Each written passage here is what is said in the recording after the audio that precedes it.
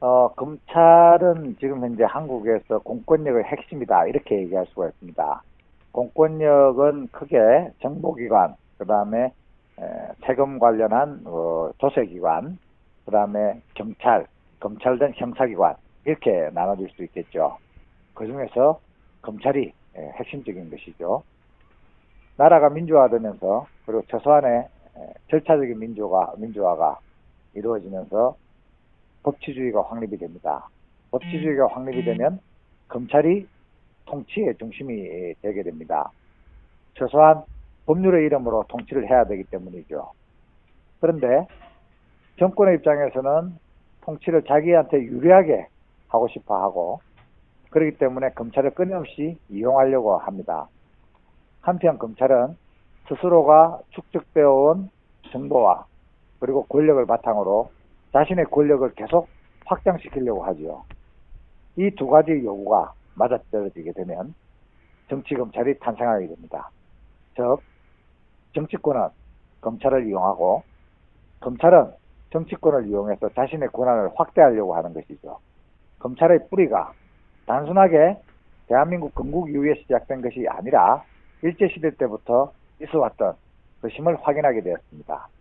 일제시대 때 조선 민중의 독립운동이나 소작쟁이 또는 노동운동 등을 탄압했던 기구가 그대로 해방 이후에 이어졌으며, 그것이 군부독재 시대에 고스란히 활용이 된 것이죠.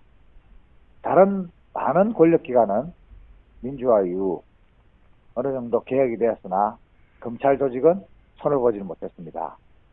검찰은 정치권의 향배에 따라 자신의 몸을 낮출 때도 있었으나 민주정부가 끝나자마자 검찰은 자신의 검찰적 속성을 드러내고 반대파 정치인, 야당 정치인에 대한 탄압, 그리고 민주 언론에 대한 탄압, 민중생존권에 대한 탄압으로 나타나게 됐습니다.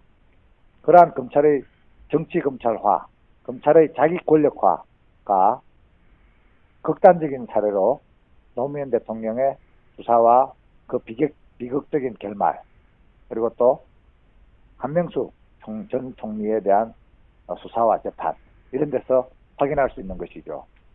그리고 또 무죄 사건이 빈발하고 있는 여러 가지 사건들, 대표적인 예로는 PD수첩 사건, 그리고 정현주 KBS 전 사장의 횡령 배임 사건, 그리고 인터넷 언론을 탄압한 미네르바 사건 등에서 그 징후를 볼 수 있습니다.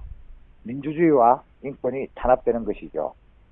결국 검찰이 제자리를 찾지 못하고 검찰이 정치권에 종속되면서 또 스스로 권력화되어 있는 이상 우리 사회의 인권 또는 민주주의가 제대로 들어설 수가 없습니다.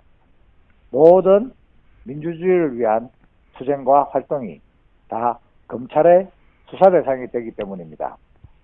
이런 면에서 검찰의 권한을 분산시키고 또 검찰의 권한을 견제하는 그런 시스템이 반드시 필요한 것이 됩니다.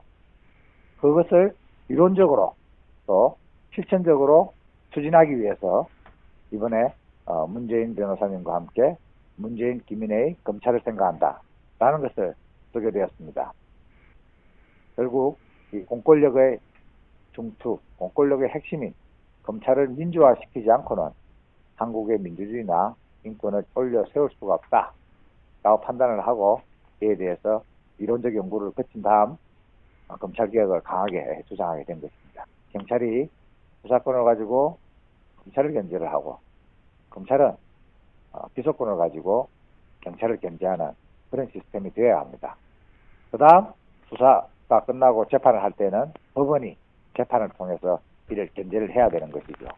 이렇게 되면은 자기 마음대로 할 수 없기 때문에 이중잣대 또는 고무줄 잣대가 나올 수가 없습니다. 다른 기관이 지켜보고 있기 때문이죠. 다른 기관이 간섭하기 때문입니다. 부산의 발전, 부산의 비전, 그리고 한국의 비전을 제시하고 이를 추진하는 것이 중요합니다. 그 중에서 특히 중요한 것은 바로 이 정의로운 사회, 정의가 강물처럼 흐르는 사회를 만들면 가진 자들의 탐욕을 억제할 수 있고 가진 자들을 통제할 수가 있습니다. 서민 중심이 자연스럽게 되는 것이죠. 다수의 힘이 정치를 지배하게 되면 민주주의는 자연스럽게 이루어집니다. 국가 공권력이 서민을 탄압하지 않고 민주주의를 보호를 하면은 많은 사람들이 자유롭게 얘기하고 자유로운 정책을 얘기하고 자유로운 비전을 공유하게 됩니다. 그래 되면은 바로 다수 대중의 힘에 의한 정책이 나오게 되고 다수 대중의 힘에 의한 정치가 이루어집니다. 그러한 토대를 닦음으로써 우리 모두가 함께 정치를 만들어 나가는 그리고 민주주의를 만들어 나가는 부산 그리고 한국이 될 걸로 확신합니다.